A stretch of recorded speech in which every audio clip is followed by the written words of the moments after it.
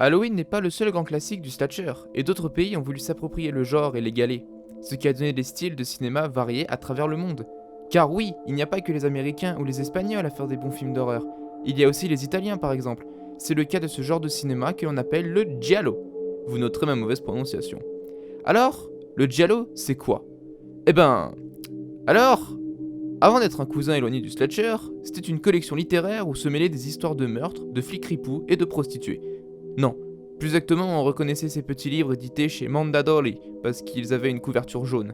Des auteurs reconnus acceptèrent même de sortir leurs livres en Italie, sous la forme de giallo, comme Agatha Christie ou Georges Simenon. La naissance du giallo laisse des doutes. Certains penseraient qu'il s'agirait des écrits de Arthur Conan Doyle pour Sherlock Holmes, ou du double meurtre dans la rue Morgue de Edgar Allan Poe. Car oui, le giallo, avant d'être une figure de cinéma, est avant tout des traductions italiennes de romans anglo-saxons, qui a permis les premières fondations du suspense.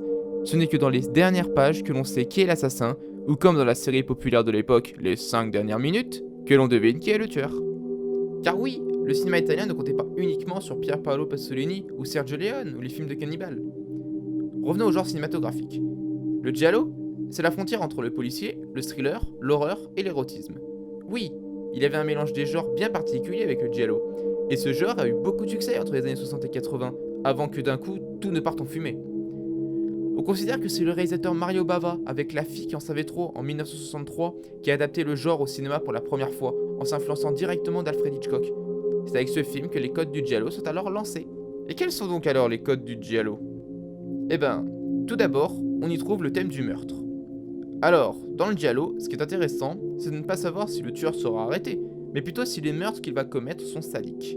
Avec ses caméras subjectives, gros plans sur les yeux pleins d'effroi, les meurtres sont la plupart du temps refus ou hors champ et soulèvent des questions sur la représentation de la violence au cinéma. Le thème de l'érotisme, qui est bien sûr apporté par les personnages féminins, qui ressemblent parfois soit à des femmes fatales, soit à des victimes, d'une beauté inégalable dans des décors somptueusement étranges. Avec cela, on a posé beaucoup la question sur le giallo, s'il n'était par conséquent, pour le cinéma d'horreur, un genre misogyne. Mais il y avait beaucoup d'actrices célèbres dans ce genre. Ida Gali, Suzy Kendall ou encore Carol Baker. Vous ne connaissez pas? Elles se sont fait oublier avec le temps.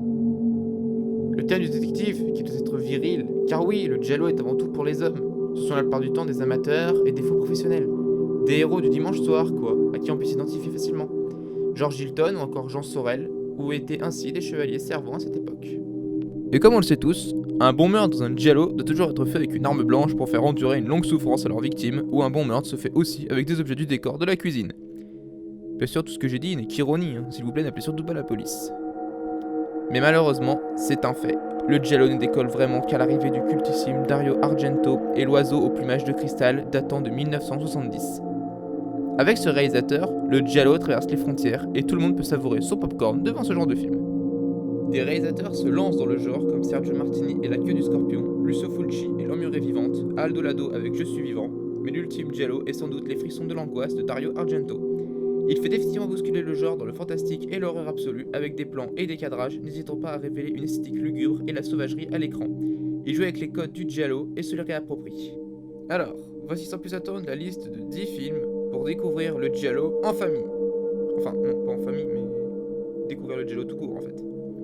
Alors, on va commencer par découvrir le premier, La fille qui en savait trop de Mario Bava. S'ensuit ensuite de 6 femmes pour l'assassin du même réalisateur sorti en 1964.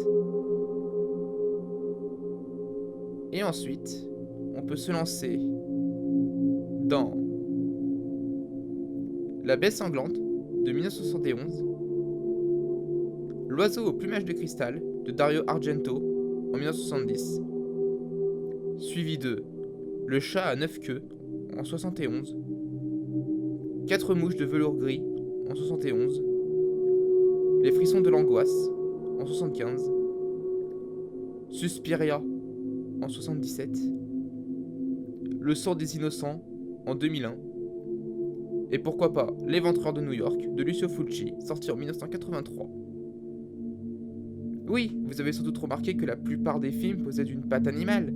C'est normal, c'était pour renforcer ce côté sauvage et violent dans ces films, même si les traductions françaises jugeaient trop poétiques et par conséquent changèrent les titres en purs films d'horreur.